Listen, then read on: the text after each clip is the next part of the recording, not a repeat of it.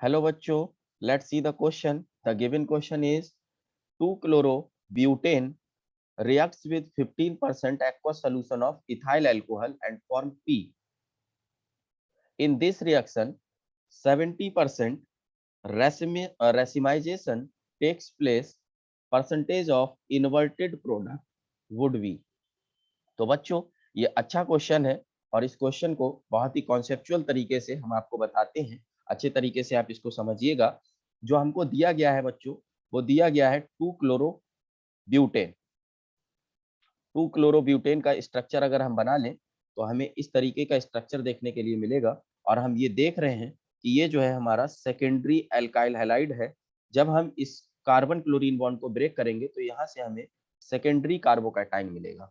और बच्चों हमें यहाँ पर ये तो पता है कि सब्स्टिट्यूशन रिएक्शन होगी, है ना, लेकिन न्यूक्लियोफिलिक सब्स्टिट्यूशन रिएक्शन होगी ये भी हमें पता है। लेकिन न्यूक्लियोफिलिक सब्स्टिट्यूशन में SN1 होगी कि SN2 होगी ये भी हमें डिसाइड करना पड़ेगा ना। तो SN1 या SN2 किस पर डिपेंड करती है? वो हमारा प्राइमरी सेकेंडरी टर्सरी कार्बोकैटाइन के बेसिस पर हम लोग डिसाइड करते हैं उनकी रिएक्टिविटी। तो SN1 में जो रिएक्टिविटी का ऑर्डर होता है वो होता है टर्सरी कार्बोकैटाइन, फिर सेकेंडरी कार्बोकैटाइन, फिर उसके बाद होता है आपका प्राइमरी कार्बोकैटाइन, राइट। और अगर हम SN2 में बात करते हैं तो primary is more reactive than secondary and secondary is more reactive than tertiary, right. ये इस तरीके की चीजें हमें पता है, हम जानते हैं इनके बारे में, ठीक है ना। जब ये रिएक्शन करेगा, ये हमारा कैसा है बच्चों? ये तो हमारा सेकेंडरी है, तो सेकेंडरी तो भाई SN1 भी देगा, SN2 भी देगा। जब ये रिएक्शन करेगा तो रिएक्शन में जो भी आपका लिया गया है 15% aqueous solution, 15% aqueous solution of C2H5OH ethyl alcohol का 15% एक्वस सॉल्यूशन लिया गया है, ठीक है ना। 15% aqueous solution of ethyl alcohol. तो ये जब रिएक्शन करेगा तो बच्चों ये SN1 रिएक्शन भी देगा, राइट, क्योंकि सेकेंडरी है। और ये क्या देगा? SN2 रिएक्शन भी देगा, है ना। अब अगर हम SN1 रिएक्शन की बात करें तो SN1 रिएक्शंस में हमें क्या मिलता है? रेसिमिक मिक्सचर मिलता है ना। रेसमिक मिक्सचर मिलता है। तो रेसमिक मिक्सचर में क्या क्या चीजें होती हैं? रेसमिक मिक्सचर में रिटेंशन भी होता है और इन्वर्जन भी होता है। 50% रिटेंशन का प्रोडक्ट होता है और 50% इन्वर्जन का प्रोडक्ट होता है। Plus inversion, inversion, right. और हमसे ये कहा गया है कि ये जो रेसमिक मिक्सचर हमें मिला है वो कितना परसेंट है हमारा? वो है हमारा 70% रेसमाइजेशन हो रहा है। तो ये 70% है।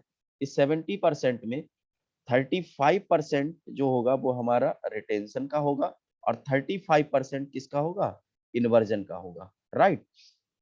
अब इसके बाद में हम यहाँ पर ये एक चीज देखते हैं, जो SN2 होता है, SN2 में तो 100% हमारा इन्वर्जन होता है। क्या होता है? इन्वर्जन होता है। तो SN2 रिएक्शन में हमारा हो गया क्या? इन्वर्जन, ठीक है। अब इन्वर्जन कितना हुआ होगा भाई? 70% रेसमाइजेशन हुआ है तो 30% बचा हुआ पार्ट वो क्या हुआ होगा? इन्वर्जन हुआ होगा, राइट। तो 30% इन्वर्जन हमको मिला SN2 रिएक्शन के थ्रू और 35% इन्वर्जन हमको मिला SN1 रिएक्शन के थ्रू। तो अगर हम बात करें कि टोटल इन्वर्टेड प्रोडक्ट की, तो टोटल इन्वर्टेड प्रोडक्ट हमें कितना मिलेगा? Total percentage of inverted product, total percentage of inverted product is equal to कितना हो जाएगा बच्चों?